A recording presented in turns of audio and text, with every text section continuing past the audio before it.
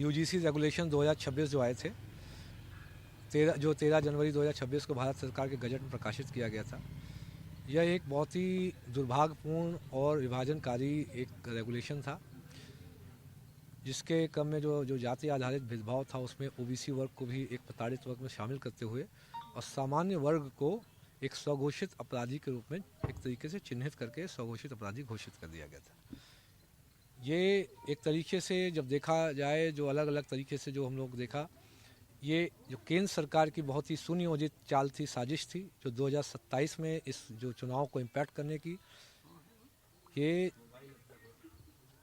एक तरीके से ये वेस्ट इंडिया कंपनी के रूप में काम कर रहे हैं। पहले जो आज़ादी से पहले ईस्ट इंडिया कंपनी थी, अब ये वेस्ट इंडिया कंपनी के रूप में जो हमारे देश के जो प्रधानमंत्री हैं नरेंद्र मोदी जी, इसके सीईओ के रूप में, वेस्ट इंडिया कंपनी के सीईओ के रूप में काम कर रहे हैं। और जो हमारे देश के गृह मंत्री हैं अमित शाह जी, ये इस कंपनी के एमडी के रूप में काम कर रहे हैं।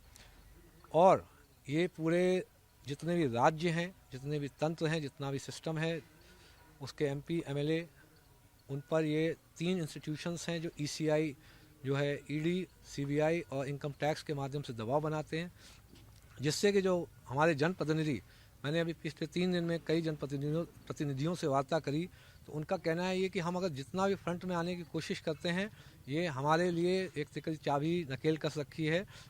किसी न किसी तरीके से शिकायत करना या परेशान करना वो हमारे ऊपर चालू होगा। तो ये एक तरीके से बहुत ही सुनियोजित तरीके से जो राज्य सरकार को प्रभावित करने का जो 2027 का चुनाव था, वो प्रभावित करने की एक साजिश थी, क्योंकि केंद्र सरकार और राज्य सरकार में बनती नहीं है इस समय। लेकिन जो इन्होंने ये काम किया, तो उसके क्रम में जब मैंने रिज़ाइन दिया, तो पूरे देश में पूरा समाज साथ में खड़ा हो गया। और उसके बाद आप देखेंगे कितनी जागृति रही और पूरा राष्ट्र एक हो गया। करीब हमारे 1400 से 1800 जो हमारे एक 1400 के आसपास जो संगठन थे वो यूनाइट हुए, और जो छोटे छोटे वर्ग के किसान यूनियन जो संगठन थे, सवर्ण समाज के, ब्रह्म समाज के संगठन और ओबीसी वर्ग के भी बाद में संगठन जुड़ गए, क्योंकि उन्हें ओबीसी वर्ग को समझ में आने लगा कि ये आपस में हमको लड़ाने की चाल है, देश को एक तरीके से अघोषित जो है सिविल वॉर में भेजने की चाल है। आपने इस लड़ाई को आगे बढ़ाया, शंकराचार्य से मुद्दा उठा, शंकराचार्य जी ने प्रेस कॉन्फ्रेंस करी, और जिस तरह से शंकराचार्य ने यहाँ की सरकार को अपने आप को हिंदूवादी घोषित करने के 40 दिन का समय दिया है गौ माता को लेकर, तो क्या लगता है इस कदम के लिए? देखिए, मेरा जो शंकराचार्य जी के वो स्टेटमेंट मुझे जानकारी ने क्या दिया, जो मुझे दिखा, वो मुझे दिखा कि जो उनके शिष्यों की जो चोटी जो खींच कर ज़मीन में घसीट के उनको लिटा के पीटा गया।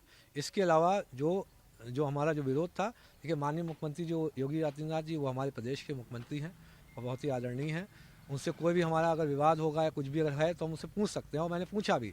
इसी क्रम में देखिए माननीय मुख्यमंत्री जी ने इस चीज़ का संज्ञान भी लिया है कि जल्दी से जल्दी इस समस्या का निस्तारण होगा। और कल पता भी चला है कि 2 सीनियर लोगों की जो टीम है, सीनियर अधिकारियों की टीम है, वो आज जो हमारे आदरणीय हैं जो शंकराचार्य जी हैं, उनसे मिलने भी गई थी। और जल्दी मुझे लगता है माननीय मुख्यमंत्री जी के जो आशीर्वाद से वो जल्दी सही होगा। यूजीसी को लेकर एक बात आपने कही कि कुछ अधिकारियों पर दबाव है सरकार का, केंद्र सरकार का, ईडी और सीबीआई, आपने भी रिजाइन किया है, क्या आपके ऊपर भी किसी प्रकार का दबाव? नहीं, ये दबाव जनप्रतिनिधियों पे है, हमारे ऊपर। देखिए, हम लोग तो एग्जीक्यूटिव सिस्टम में हैं, हम लोग कार्यपालिका में है, जो विधायिका पे बहुत दबाव बना रखा है, इसीलिए वो जनता के विषय के मुद्दे नहीं उठा पाते। कल देखा होगा आपने, जो जल शक्ति मंत्री स्वतंत्र देव सिंह जी और जो वहाँ के ब्रजभूषण सिंह राजपूत, उनके बीच में लड़ाई क्यों हो रही है?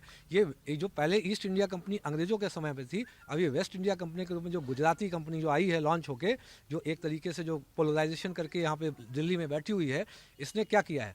ये जितना मान लीजिए आपका 10 लाख करोड़ का बजट है, तो इसे 30% कमीशन चाहिए। जब 30% आप कमीशन ले जाओगे तो काम कैसे होंगे? अब वो जनप्रतिनिधि दोनों नहीं बोल पा रहे हैं, वो कैसे बताएं कि वहाँ की एक कंपनी है जिसको 30% कट चाहिए, वो सब कॉन्ट्रैक्टिंग के माध्यम से 10 कंपनीज लिस्टेड हैं, रजिस्टर्ड हैं, वो कट लेके निकल जाते हैं। या 70% में आदमी कैसे काम कराएगा? तभी वहाँ पर चीज़ें छूट रही हैं, चीज़ें सड़ रही हैं, पानी की टंकियाँ फट रही हैं।